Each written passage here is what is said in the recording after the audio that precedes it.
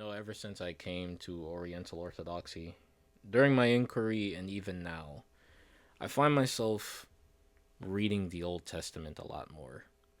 I find myself trying to explore it a lot more, not being as intimidated by it, and really just wanting to understand it. I really, really am like, to put it in better words, like the Old Testament has become like my best friend, really.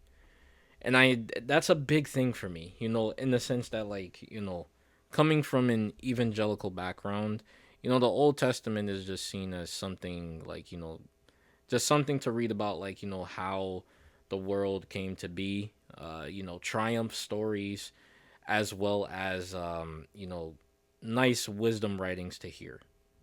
It's really it.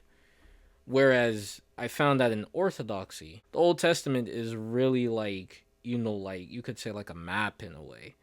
And what is this map? It's a map to who Christ is. It's a map to Christ himself.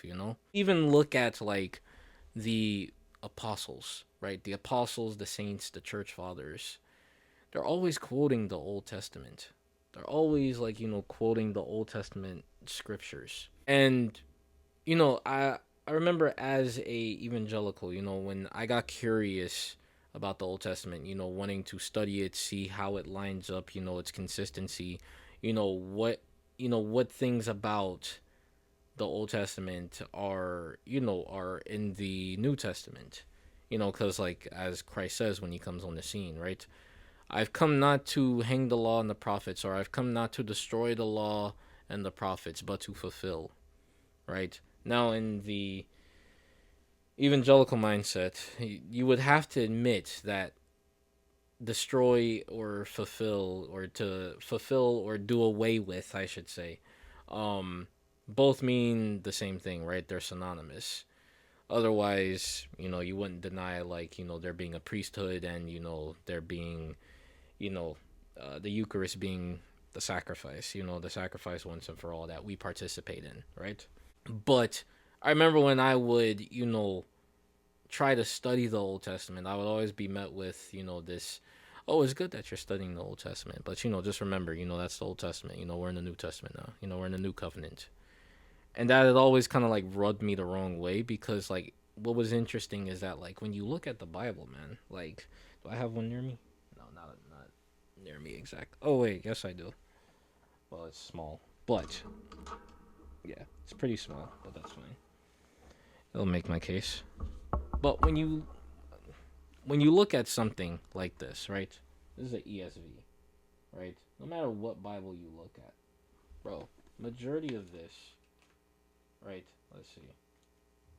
That's Luke, that's Mark, that's Matthew. Here we go. Right? This is Matthew, right? This little chunk is New Testament. This big chunk is Old Testament. And that's what's always fascinated me. But what always caught my interest about wanting to learn more and wanting to explore the Old Testament.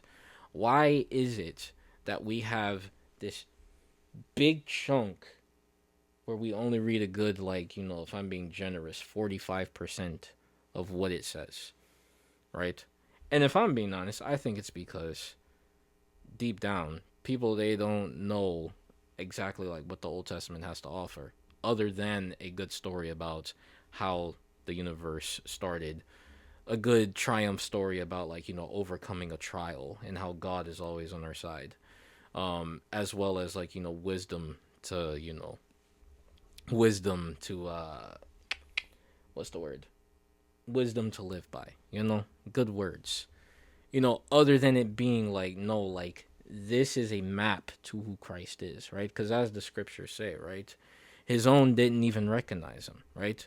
When Christ came on the scene, nobody knew who he was, in the sense that, he comes forth saying that he's the Messiah, and he's defying everybody's expectations because he's from Nazareth. He's a carpenter. He's not this Messiah that came to, smite the Romans. You know what I'm saying? So, like, it's reading the Old Testament, and wanting to understand it, right? Like, the Old Testament has really just become my best friend. I can honestly say that. Rather than when I used to fear it, has really become my best friend and something that I am very, very, very excited to study. You know, because as I said before, right, this is a map to who Christ is, right? This is a map of what Christ came to do, right?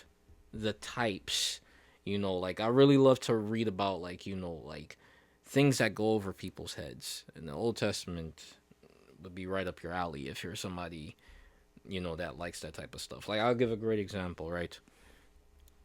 You have something like the Epistle of Barnabas, right? The Epistle of Barnabas, not attributed to Barnabas himself, but rather maybe somebody who was discipled by him. Still widely accepted as a valid church writing. Um, he talks about, and the author in this letter really talks about or hammers home this idea of the Old Testament being read in an allegorical sense, right, or being understood from an allegorical point of view. And this was one of the things as an evangelical when I started to look more into, you know, the apostolic institutions. This was one of those writings where it had me like, bro, why don't people read this in church, or why don't people talk about this at the pulpit? Right? Because at the time I was like, oh, there's nothing offensive in here. You know what I'm saying? Like, this is like super rich. You know, like you have, like, you know, let's take for example the dietary laws, right? What's the most popular one? Don't eat swine, right? Everybody's always talking about not eating swine and stuff like that. Let's take that for example. What the Epistle of Barnabas says is that when it comes to the whole commandment of not eating swine, the Israelites, they heard what Moses had commanded with a carnal ear, right? What he means is, like, you know, they took him literally. When Moses was speaking in prophetic language, as the Epistle of Barnabas states, right? He was speaking in a prophetic way, right? Speaking to the spiritual part of people. What he means is, do not join yourself to people whose lives resemble swine, right? Whose lives that resemble swine. When the pig is hungry, it's very violent and it gets very loud, right?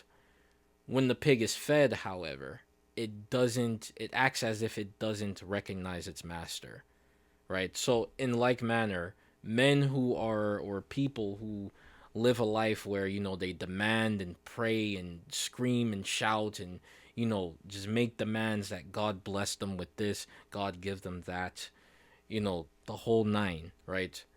And then when they're given this blessing, or when they, you know, when they've you know, when they're given their blessing, or when it just comes time to give God his honor and credit due, you know, his honor, worship, praise, and credit due, they're silent. You know, they act as if, or they live as if, like, you know, the very hand that holds the universe, the very hand that holds their life force, the very hand that is capable of making sure that, you know, in our day, you know, have a job or a currency, or, like, you know, just are blessed with good things in life. They pretend as if he doesn't exist. And so, you know, it's stuff like that, you know, stuff like that, like, that made me go like, wow, why are people not preaching this? Why are people not preaching this at the pulpit? You know? And as I've always said, man, I think it's because if people were honest with themselves, if they were to read something like that, they'd have to be honest and they'd have to close down their churches. The Old Testament has really become like my best friend, man. Been loving just the whole, like, you know, this whole, just for lack of a better term, journey of just like wanting to study the Old Testament. And I've been doing it, man. I love it. I love the Old Testament, especially as an Orthodox Christian. Like, being able to see, like, how, like, something like the Kedasse, right? Something like the liturgy. How, like, you read, I believe it's Second Kings, and you see how Solomon is dedicating the temple to God.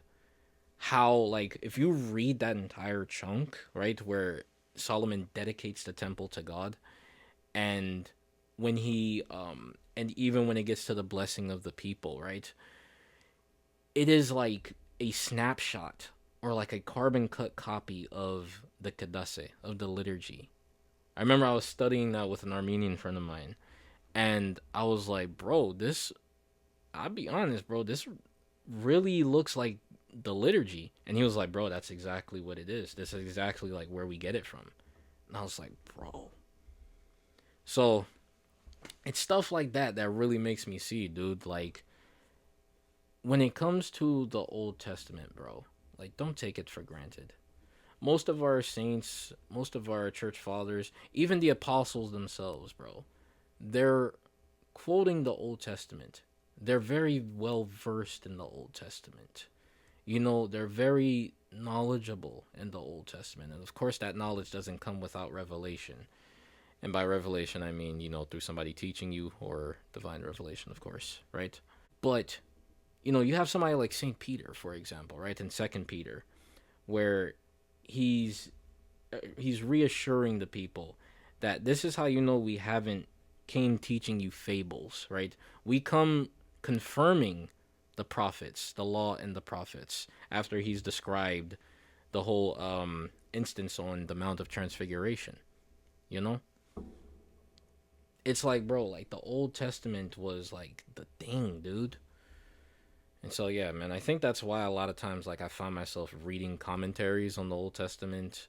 Um, just recently I got this book titled "The Five Books of Moses," or Saint Ephraim's commentary on the Five Books of Moses. You know, I love reading stuff like that. You know, I love reading just I just love reading stuff about scripture where like it goes over people's heads, you know? Traditions, the Kadase, the liturgy and stuff like that. But even just like, you know, it brings you closer to Christ, you know? Cuz Christ is in the Old Testament, you know? So all of this is to say, do not fear the Old Testament, my friend. Do not fear it. Become friends with it. So yeah.